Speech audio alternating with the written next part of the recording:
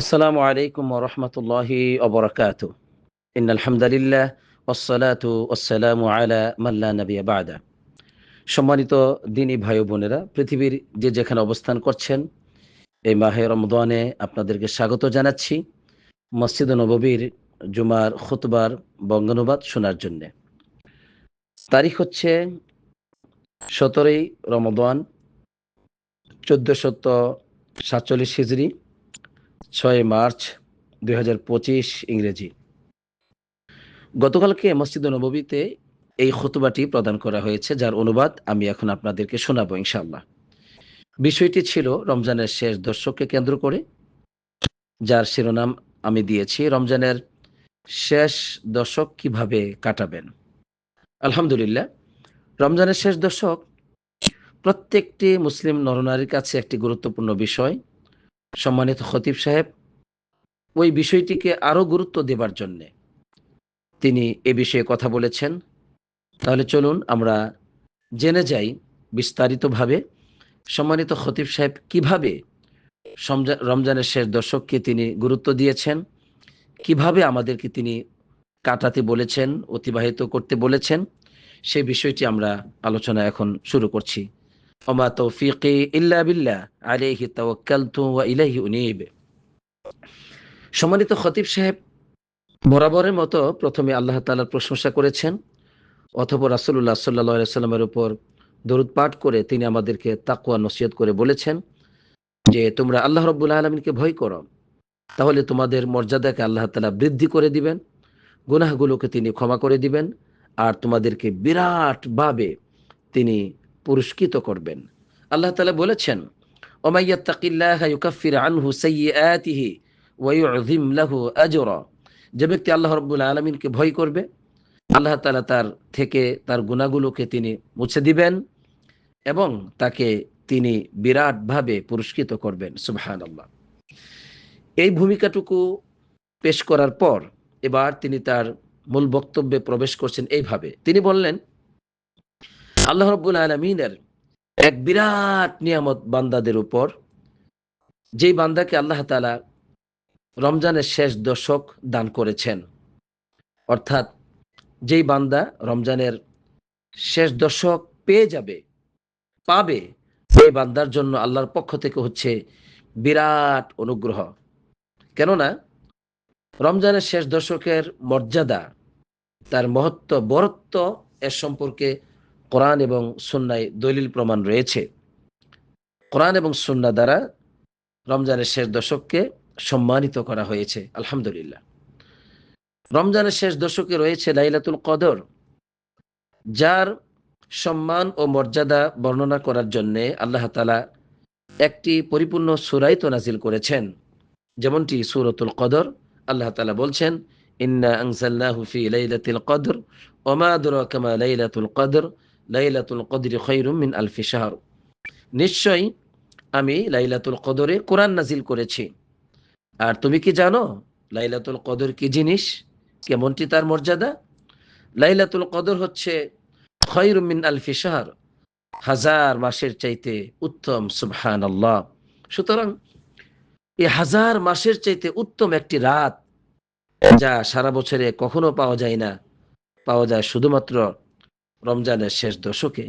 আল্লাহ তাআলা রমজানের শেষ দশকে যাদেরকে বাঁচিয়ে রাখেন, যাদেরকে পরিপূর্ণভাবে ইবাদত করার তৌফিক দান করেন, তারাই কিন্তু রমজানের শেষ দশকের সেই মহামূল্যবান রাত, মহা সম্মানিত রাত লাইলাতুল কদরের ফজিলত, বরকত ও কল্যাণ অর্জন করে থাকে। আলহামদুলিল্লাহ।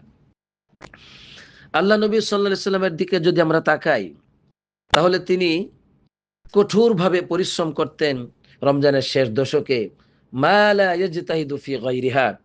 অন্য কখনো তিনি এত কঠোর পরিশ্রম করেননি, না অন্য কোনো মাসে করেছেন, না রমজান মাসের প্রথম দিকে এত কঠোর পরিশ্রম করেছেন যা তিনি রমজানের শেষ দশকে করেছেন। অতএব আমাদের কি করা উচিত? বুখারী মুসলিম এসেছে, আল্লাহ নবী সাল্লাল্লাহু আলাইহি সাল্লাম তিনি রমজানের শেষ দশকে সারাটা রাত জেগে জেগে ইবাদত করেছেন। অন্যান্য সময়ে কিছুটা ঘুমাতেন, কিছুটা ইবাদত করতেন, এটা হতে পারে, কিন্তু রমজানের শেষ দশকে আহিয়াল লাইল, গোটা রাত এশা থেকে ফজর পর্যন্ত সামান্যতম তিনি বিরত দেননি, ঘুমাননি, বিশ্রাম নেননি। কঠোরভাবে তিনি পরিশ্রম করে গেছেন, ধারাবাহিক পরিশ্রম, লাগাতার পরিশ্রম করে গেছেন আল্লাহর ইবাদতের মধ্যে। সুবহানাল্লাহ। এবং তিনি তার পরিবার পরিজনদেরকে জাগ্রত করেছেন, ঘুমাতে দেন নাই। উঠো, সালাত আদায় করো, কোরআন তেলাওয়াত করো, জিকির করো, আল্লাহর কাছে ক্ষমা চাও। এভাবে সারাটি রাত পরিবার পরিজনদেরকে জাগিয়েছেন। এবং অসাদ্দামি ইজারাহ, তিনি তার কোমরকে শক্তভাবে বাঁধতেন। কোমর শক্তভাবে বাঁধতেন এর অর্থ হলো তিনি স্ত্রী সহবাস পর্যন্ত করতেন না, বিরত থাকতেন রমজানের এই শেষ দশকে, যাতে করে সামান্যতম সময় নষ্ট না হয়, পুরো সময়টাই আল্লাহর ইবাদতের মধ্যে যেন কাটানো যায়। সুবহানাল্লাহ। তাহলে আজকে আমাদের করণীয় কি? আমাদের করণীয় তো এটাই, যেটা রাসূলুল্লাহ সাল্লাল্লাহু আলাইহি ওয়াসাল্লাম করেছেন। পুরো রাত জাগতে হবে, পরিবার পরিজনদেরকে জাগাতে হবেই হবে, এবং সকল অনর্থক কাজ যা আমার সময় নষ্ট করবে, কাজ কর্ম, কথা বার্তা, আড্ডা, সবকিছু থেকে আমাকে বিরত থেকে ইবাদত করতে হবে, যেমনটি রাসূলুল্লাহ সাল্লাল্লাহু আলাইহি ওয়াসাল্লাম করেছেন। আল্লাহ নবী সাল্লাল্লাহু আলাইহি ওয়াসাল্লাম রমজানের শেষ দশকে লাইলাতুল কদরকে খুঁজতে বলেছেন। তিনি বললেন, তাহারু লাইলাতুল কদরি ফিল আশরিল আওয়াখির, শেষ দশকে তোমরা লাইলাতুল কদর খোঁজাখুঁজি করো। অন্য বর্ণনায়, অন্য শব্দে আরো এসেছে যে তোমরা ইলতামিসুহা ফিল আশরিল আওয়াখির ফিল বিত্রি, বেজর রাত্রিগুলোতে শেষ দশকে তোমরা লাইলাতুল কদরকে তালাশ করো। এখন বুদ্ধিমানের কাজ হচ্ছে রমজানের শেষ দশক পুরোটাই প্রতিদিন নবী করিম সাল্লাল্লাহু আলাইহি ওয়াসাল্লামের মতো করে সমভাবে ইবাদত করার চেষ্টা করা। ঠিক আছে? কারণ তিনি তো পুরো রাত জেগে জেগে ইবাদত করেছেন। তাহলে আমরা কেন একদিন ঘুমাই, একদিন জাগ্রত থাকি, এমনটি কেন করি? আমরা প্রত্যেকটি রাত সর্বোচ্চ চেষ্টা করব ভাগ বন্টন না করে, যেন আমার কোনোভাবে মিস না হয়ে যায়। আল্লাহ সেই তৌফিক দান করুন, আমিন। সম্মানিত খতিব সাহেব এবার বলছেন, আল্লাহ নবী সাল্লাল্লাহু আলাইহি ওয়াসাল্লাম রমজানের শেষ দশকে তিনি এতেকাফ করেছেন শুধুমাত্র লাইলাতুল কদরকে সঠিকভাবে পাবার জন্যে। অতএব তোমরাও এই সময়গুলোকে মূল্যায়ন করো, নষ্ট করো না। এই সময়গুলো তো মাত্র কয়েকটা দিন মাত্র, সুনির্দিষ্ট সময় মাত্র। অতএব রমজানের এই যে প্রথম দিকে যা তোমাদের জীবনে হারিয়ে গেছে, সেটা এখন পুরা করার চেষ্টা করো রমজানের শেষ দশকে কঠোর পরিশ্রম করে। তোমাদের কাজ হচ্ছে এটাকে গনিমত মনে করা, এবং যত সওয়াবের কাজ আছে সেগুলো তোমরা করবে, যত গুনাহ ক্ষমা হয় এমন যত কাজ আছে সেগুলো তোমরা করবে। তাহলে সওয়াব অর্জনের চেষ্টা করবে, গুনাহ থেকে ক্ষমার পথ অর্জন করার চেষ্টা করবে। আল্লাহ সেই তৌফিক দান করুন, আমিন। তিনি বললেন, আমাদের রব তিনি হচ্ছেন কারীম, অত্যন্ত দয়ালু, তিনি দাতা, তিনি রহিম, তিনি অনুগ্রহশীল। যে ব্যক্তি তার হেদায়েতের আলো দ্বারা আলোকিত হতে চায়, আল্লাহ তাআলা তাকে আলোকিত করেন। যে ব্যক্তি তার দিকে ছুটে চলে, তাকে তিনি গ্রহণ করেন। যে ব্যক্তি তার কাছ থেকে মুখ ফিরিয়ে নেয়, তাকে তিনি ডাকেন। সুতরাং তোমরা কল্যাণকর কাজের জন্য কঠোর পরিশ্রম করো, সৎ আমলের ক্ষেত্রে পরস্পরের মাঝে প্রতিযোগিতা করো, সে আকাশ এবং জমিনের মালিকের কাছে তওবা করে ফিরে যাও। শোনো, তোমাদের নবী সাল্লাল্লাহু আলাইহি ওয়াসাল্লাম কি বলেছেন, মান কামা লাইলাতাল কদরি ঈমানান ওয়া ইহতিসাবান গুফিরা লাহু মা তাকদ্দামা মিন যামবি, যে ব্যক্তি লাইলাতুল কদরকে উদযাপন করলো ঈমানের মাধ্যমে, সওয়াবের আশায়, তার অতীতের সব গুনাহগুলো তো ক্ষমা করে দেওয়া হয়। সুবহানাল্লাহ। অতীতের গুনাহ থেকে যদি মুক্তি পেতে চাই, যদি ক্ষমা পেতে চাই, পবিত্র যদি হতে চাই, তাহলে রমজানের এই শেষ দশককে কঠোরভাবে, গভীরভাবে মূল্যায়ন করতে হবে, সর্বোচ্চ মূল্যায়ন করতে হবে। আল্লাহ আমাদেরকে সেই তৌফিক দান করুন, আমিন। সম্মানিত খতিব সাহেব বললেন, হায় আফসোস ওই ব্যক্তির জন্য যে ব্যক্তি রমজান মাসে উদাসীন এবং অলসতার মধ্যে সময় কাটায়। ধ্বংস ওই ব্যক্তির জন্য যে ব্যক্তি আল্লাহর পক্ষ থেকে, রবের পক্ষ থেকে অজস্র অগণিত নিয়ামতের এই সময়গুলোকে, ফজিলতপূর্ণ বরকতপূর্ণ সময়গুলোকে নষ্ট করে। দুঃখ পরিতাপ ওই ব্যক্তির জন্য, আফসোস ওই ব্যক্তির জন্য, উদাসীনদের জন্য, নাউজুবিল্লাহ। সে কি জানে না আল্লাহ নবী সাল্লাল্লাহু আলাইহি সাল্লাম তার জন্য বদদুয়া করেছেন? জিবরিল আলাইহিস সালাম যখন বললেন যে রহিম আনফু মরিইন আদরাকা রমাদান ফালাম ইগফার লাহু কুল আমিন, যে ওই ব্যক্তির নাক ধুলাই মলিন হোক, এর মানে ওই ব্যক্তি ধ্বংস হোক, হতভাগ্য হোক, যে ব্যক্তি রমজান মাস পেয়েছে অথচ তার গুনার ক্ষমা নিতে পারে নাই। আল্লাহ নবী সাল্লাল্লাহু আলাইহি সাল্লাম বললেন, জিবরিল আলাইহিস সালাম আমাকে বললেন এই কথা বলার পর যে তুমি আমিন বলো। আমি তখন বললাম আমিন। এর মানে আল্লাহ নবী সাল্লাল্লাহু আলাইহি সাল্লাম ওই উদাসীন ব্যক্তির জন্য, ওই উদাসীন যুবক যুবতীর জন্য, ওই উদাসীন মুরব্বিয়ানে কেরামদের জন্য, ওই উদাসীন মানুষগুলোর জন্য যারা রমজানের শেষ দশক আসার পরে উদাসীন থাকে, নাউজুবিল্লাহ, তাদের জন্য বদদুয়া করেছেন, তারা ধ্বংস হোক, তাদের নাক ধুলাই মলিন হোক, তারা হতভাগ্য হোক, তাদের জন্য কোনো সৌভাগ্যশীলতা নেই, নাউজুবিল্লাহ। সুতরাং আসুন আমরা উদাসীনতা থেকে, অলসতা থেকে আল্লাহর দিকে ফিরে আসি, তওবা করে রমজানের শেষ দশককে শক্তভাবে আঁকড়ে ধরবার চেষ্টা করি। আল্লাহ সেই তৌফিক দান করুন, আমিন। আল্লাহ নবী সাল্লাল্লাহু আলাইহি সাল্লাম পরিষ্কারভাবে জানিয়েছেন তার উম্মতকে, রমজানের শেষ দশকে এমন একটি রাত আছে যে রাত হাজার মাসের চাইতে উত্তম। সুতরাং এই রাত থেকে যে ব্যক্তি বঞ্চিত হলো সেজন্য ফাকাদ হরিমাল খৈরু কুল্লু, সেজন্য তার জীবনের যাবতীয় কল্যাণ থেকে বঞ্চিত হলো, নাউজুবিল্লাহ। সুতরাং এই রাত থেকে, এই রাতের ফজিলত, বরকত, কল্যাণ থেকে বঞ্চিত হয় ওই ব্যক্তি, যে ব্যক্তি মাহরুম, প্রকৃত বঞ্চিত ব্যক্তি, প্রকৃত বঞ্চিত ব্যক্তি এই রাতের কল্যাণ থেকে বঞ্চিত হয়, নাউজুবিল্লাহ। তাই সম্মানিত খতিব সাহেব খুতবার শেষাংশে বলছেন, উদাত্ত কণ্ঠে আমাদেরকে ডেকে ডেকে বলছেন, ইয়া যাউল হিমামিল আলিয়াহ ওয়া ইয়া যাবিল মাতালিবির রাফিআতিস সামিয়াহ الغنائم لما في هذه الليالي من فضائل لا تحصى وكرامات لا تستقصى فمن عرف ما طلب هان عليه كل ما يبذل।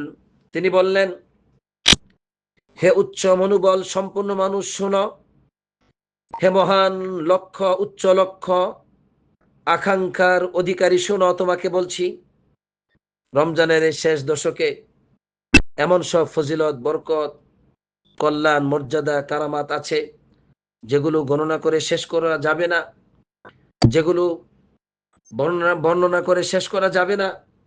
যে ব্যক্তি জানে সে কি অর্জন করতে চায়, তখন ওই ব্যক্তির জন্য সেই পথে চলা সহজ হয়ে যায়।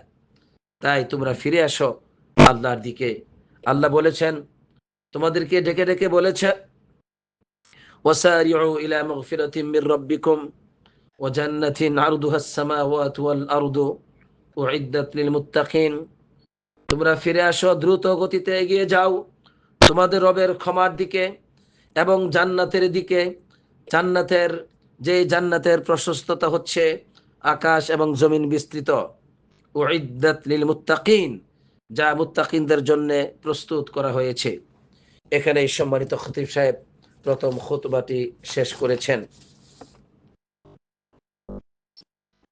দ্বিতীয় খুতবায় সম্মানিত খতিব সাহেব বললেন, রমজান মাস হচ্ছে ইবাদতের মাস, আল্লাহ তাআলার নিকটবর্তী হবার মাস। সুতরাং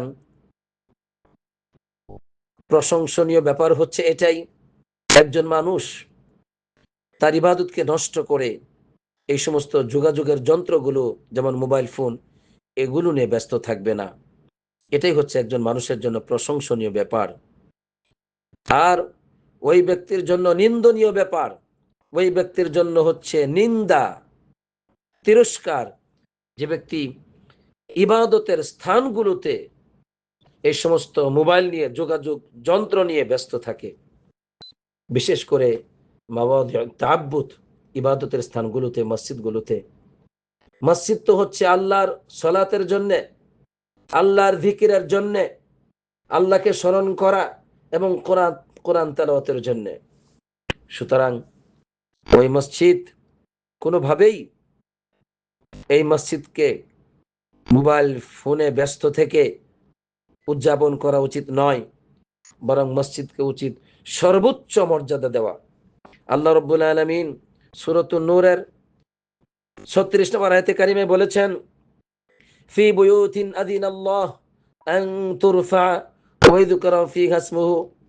ফি বুয়ুতিন, আল্লাহর ঘরসমূহের মধ্যে, এখানে উদ্দেশ্য হচ্ছে মসজিদ সমূহের মধ্যে, আযিনাল্লাহ, আল্লাহ অনুমতি দিয়েছেন, আন তুরফা, সেটাকে আপনি সর্বোচ্চ মর্যাদা দিবেন, ওয়া ইযকারা ফিহা ইসমুহু, সেখানে আল্লাহর নাম স্মরণ করবেন। তাহলে আল্লাহ রাব্বুল আলামিন আপনাকে অনুমতি দিয়েছেন, মানে আদেশ করেছেন, আল্লাহর ঘরকে সর্বোচ্চ মর্যাদার মাধ্যমে আপনি উদযাপন করবেন, সেখানে জিকির করবেন, কোরআন তেলাওয়াত করবেন, সেখানে আল্লাহ রাব্বুল আলামিনকে সেজদা দিবেন, সালাত আদায় করবেন। সেখানে কোনোভাবেই যেন মোবাইল ফোনে ব্যস্ত থাকা না হয়, এই বিষয়টি তিনি বলে দিলেন। তিনি আরো বললেন, আল্লাহ বলেন সূরাতুল হজ্জের 32 নম্বর আয়াতে, ওয়া মান ইউআযযিম শাআইরাল্লাহ ফাইন্নাহা মিন তাকওয়াল কুলুব, যে ব্যক্তি আল্লাহ রাব্বুল আলামিনের নিদর্শনাবলীকে সম্মান করবে, সেটা হচ্ছে তার অন্তরের তাকওয়া। ফাইন্নাহা মিন তাকওয়াল কুলুব, অন্তরের তাকওয়ার অন্তর্ভুক্ত সেটা।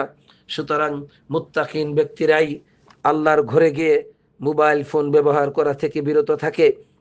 মুত্তাকিন ব্যক্তিরাই আল্লাহর ঘরে গিয়ে কোরআন নিয়ে ব্যস্ত থাকে, আল্লাহর জিকির নিয়ে ব্যস্ত থাকে, তওবা তাহলিল নিয়ে ব্যস্ত থাকে, সালাত নিয়ে ব্যস্ত থাকে। আর যাদের অন্তরে আল্লাহর ভয় নেই, তাকওয়া নেই, তারা সারাদিন সর্বদাই যেমন মোবাইল ফোন নিয়ে ব্যস্ত থাকে, আল্লাহর ঘরে গিয়েও নামাজের মতো সময়েও তারা কিন্তু মোবাইল ফোন নিয়ে ব্যস্ত থাকে, নাউজুবিল্লাহ। সুতরাং আসুন আমরা এই অন্যায় থেকে ফিরে আসি। আজকের খুতবাটি খুবই গুরুত্বপূর্ণ। গতকালকে আলহামদুলিল্লাহ আমি নিজে শুনেছি, আজকে খুতবার অনুবাদ করে দিলাম। আপনারা এটা সবাই শুনবেন এবং সবাই একে অপরের কাছে শেয়ার করে দিবেন। আল্লাহ আপনাদেরকে সেই তৌফিক দান করুন, আমিন। নিজের কাছে রেখে দিবেন না, এই কল্যাণকে পৌঁছে দিবেন। আল্লাহ কবুল করুক, আমিন। আসসালাতু ওয়াসসালামু আলা নবিয়িনা মুহাম্মদ ওয়া আলা আলিহি ওয়া সাহবিহি আজমাইন। আর খুতবা যিনি দিয়েছেন তিনি হচ্ছেন ফজিলতুল শেখ আদ-দক্তর হুসাইন বিন আব্দুল আজিজ আলু শেখ হাফিজাহুল্লাহ।